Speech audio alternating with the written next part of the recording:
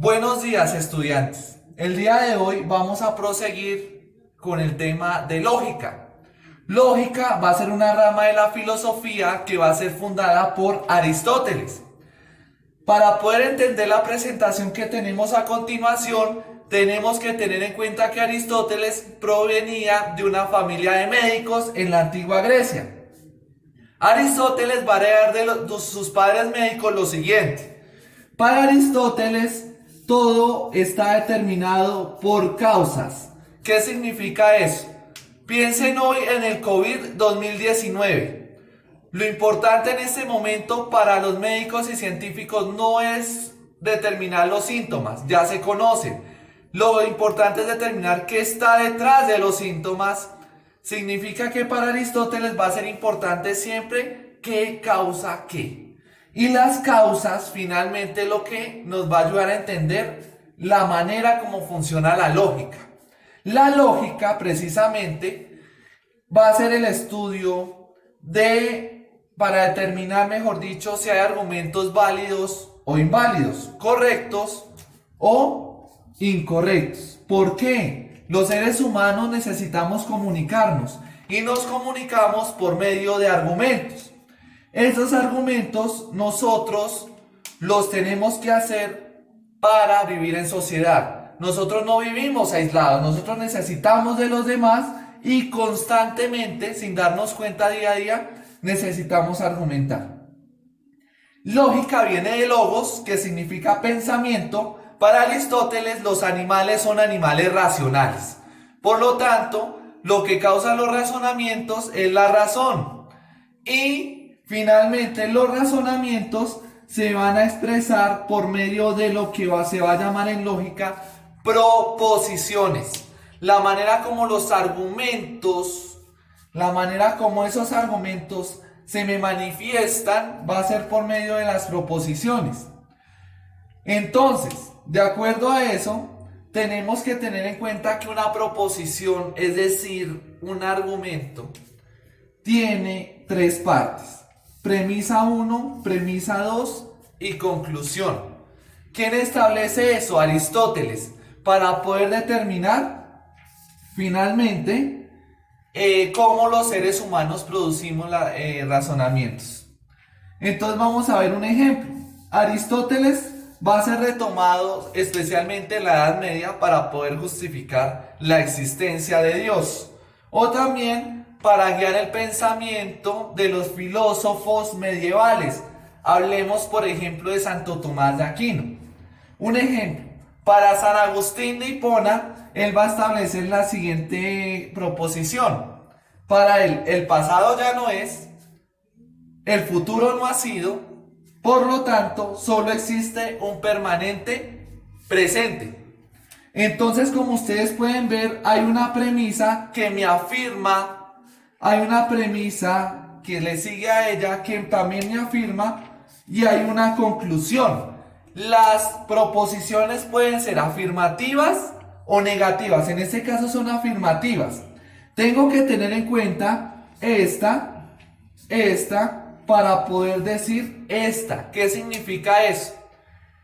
Si ustedes revisan en su texto escolar, en la página 37, para poder determinar, para poder analizar finalmente qué es un argumento, tenemos que tener en cuenta las siguientes preguntas. Las premisas, es decir, las dos que vemos acá, ¿ofrecen información suficiente para afirmar la conclusión? ¿Qué significa? Que en un argumento a nosotros nos interesa saber si estas premisas tienen una información que me permita concluir algo. Ahí es donde está la validez del argumento. Esas son las preguntas esenciales que tenemos que hacernos en este momento. Los argumentos pueden ser deductivos o inductivos. ¿Qué significa deductivos?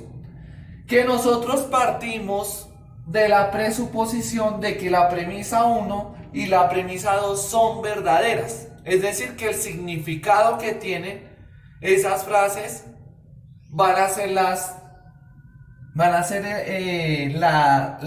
que finalmente me van a dar una conclusión verdadera. Y cuando hablamos de argumentos inductivos, estamos hablando finalmente de que las premisas pueden estar, la información de las dos premisas, pero probablemente la conclusión sea verdadera. Hay una mayor seguridad en un argumento deductivo que en uno inductivo.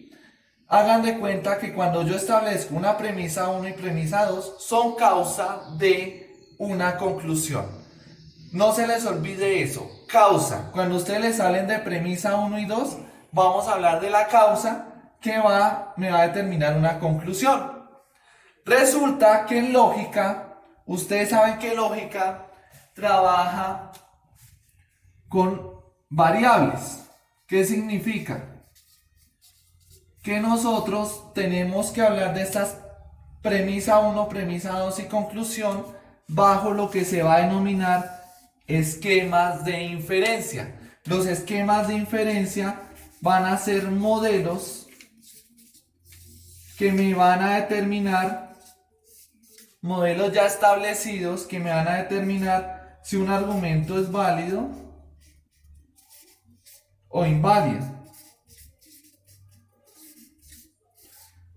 ¿Qué me determina eso? Que tengo que redactar de determinada manera una proposición, es decir, tengo que redactar de determinada manera premisa 1, 2 y conclusión para determinar si es correcto o no.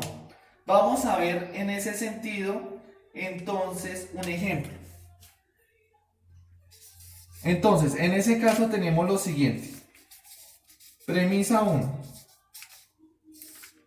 Vamos a decir en la premisa 1. Santiago y Andrés son indisciplinados. Premisa 1. Premisa 2. En décimo, algunos estudiantes son indisciplinados. Entonces podemos concluir, Santiago y Andrés son estudiantes de grado décimo. Cuidado con esto. Que yo diga que un argumento sea correcto o no, no significa que sea verdadero o falso.